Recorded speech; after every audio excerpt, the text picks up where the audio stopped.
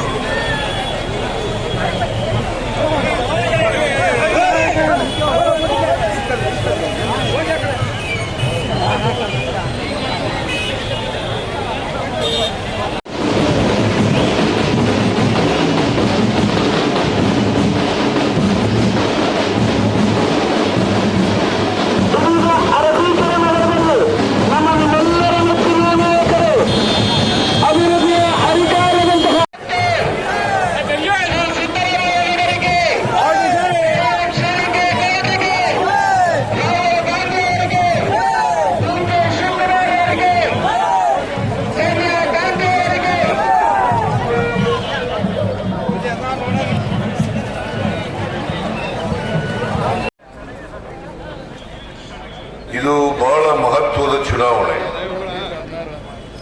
ಯಾಕಂತಂದ್ರೆ 10 ವರ್ಷಗಳ ಕಾಲ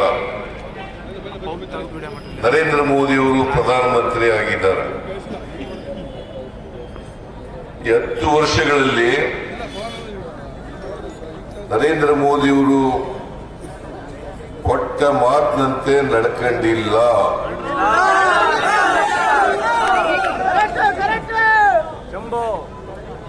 ಅವರು ಹೇಳದಂತೆ ನಡ್ಕೊಂಡಿಲ್ಲ.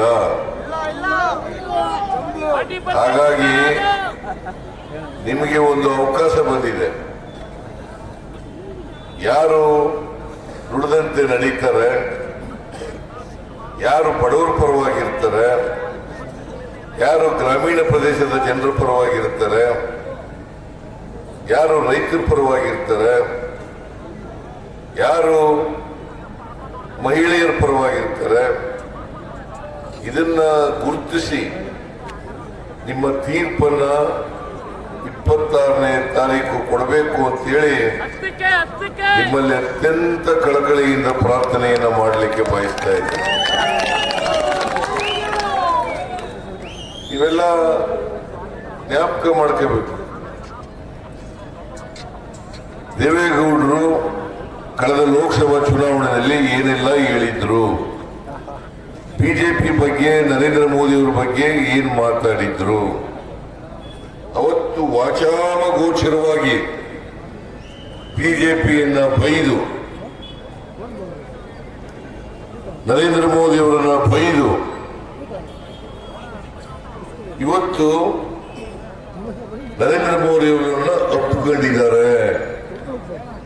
ಎಲ್ಲಿವರೆಗೆ ಹೇಳ್ತಾರೆ ಅಂತಂದ್ರೆ, ನರೇಂದ್ರ ಮೋದಿಯವರು ನಮ್ಮ ಸಂಬಂಧ ಬಹಳ ಆತ್ಮೀಯವಾಗಿದೆ, ನರೇಂದ್ರ ಮೋದಿಯವರು ನನ್ನನ್ನು ಪ್ರೀತಿಸ್ತಾರೆ, ನನ್ನನ್ನು ಅಭಿಮಾನದಿಂದ ಕಾಣ್ತಾರೆ ಅಂತ ಇವತ್ತು ಹೇಳ್ತಾರೆ.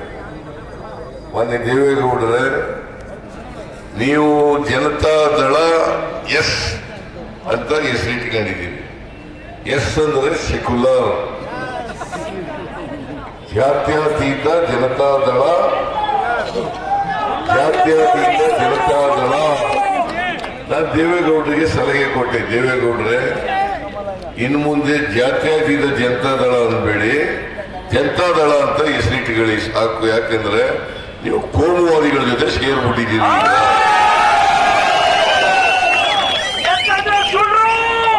ಬಿಜೆಪಿಯವ್ರ ಜೊತೆ ಕೋಮುವಾದಿಗಳ ಜೊತೆ ಸೇರ್ಕೊಂಡು ನೀವು ಕೋಮುವಾದಿಗಳಾಗ್ಬಿಟ್ಟಿದ್ದೀರಿ ಅಂತ ಹೇಳಿದಾಗ ದೇವೇಗೌಡರು ಬಹಳ ಕೆಂಡಮಂಡಲ ಆಗ್ಬಿಟ್ರು. ಕೆಂಡಮಂಡಲ ಆಗಿ ಒಂದು ಸಭೆಯಲ್ಲಿ ಹೇಳಿದ್ರು, ನಾನು ಸಿದ್ದರಾಮಯ್ಯನವರ ಗರ್ವಭಂಗ ಮಾಡದೆ ನನ್ನ ಗುರಿ, ಇದು ನನ್ನ ಶಪಥ ಅಂತೆಲ್ಲ ಹೇಳಿದ್ರು. ನಾನು ಹೇಳಿದೆ ದೇವೇಗೌಡ್ರೆ ನನಗೆ ಗರ್ವನೂ ಇಲ್ಲ, ನೀವು ಭಂಗ ಮಾಡಕ್ಕೂ ಆಗೋದಿಲ್ಲ ಅಂತ ಹೇಳಿದೆ.